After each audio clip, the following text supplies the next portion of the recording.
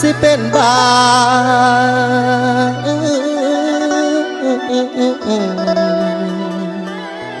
รอให้ผัวน้องป่าอายนี่นางสิตายก่อนละคำแพงเอ่ยเป็นหนาวเป็นฮ้อนมาคือไข่แม่นอยู่ในละนางเอ้ยนางอ้ายลืมเจ้าบ่ได้แม่นสิผ่านมาหลายปีใจก็บ่เคยหนีเรื่องเดิมแต่ข้าวนั้นวันเดือนปีสิหมุนใหญ่แต่ใจสายอ้ายคือเก่าน้องไปเป็นเมียเขาอ้ายนั่นเงาอยู่บ่แล้วมันเป็นแปวอยู่วางสวง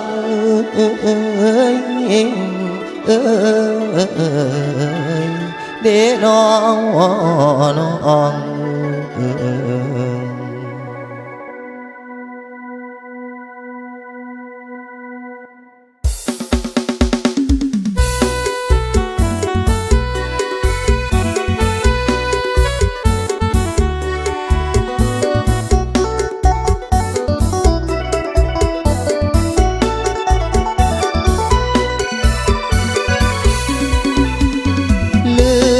ปานขี้มิน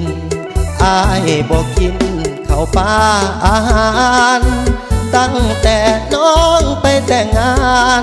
อายสงสารมาหลายเดือนปีตั้งแต่น้องเป็นเมียเขาอายกินแต่เหล้านับวันเดือนปี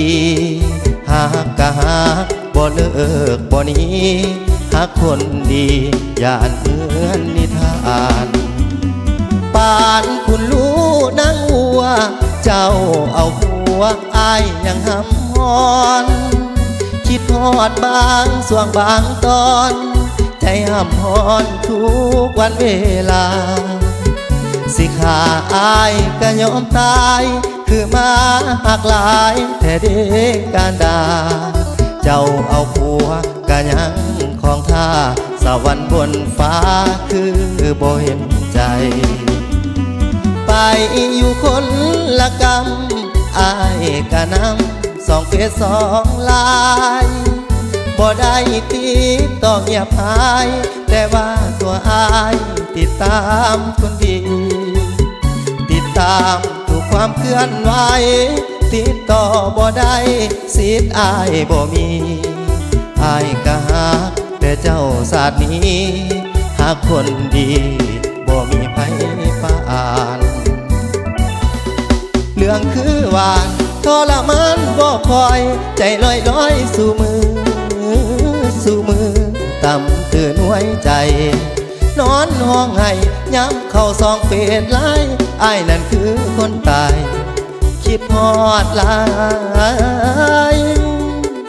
แต่นางน้อง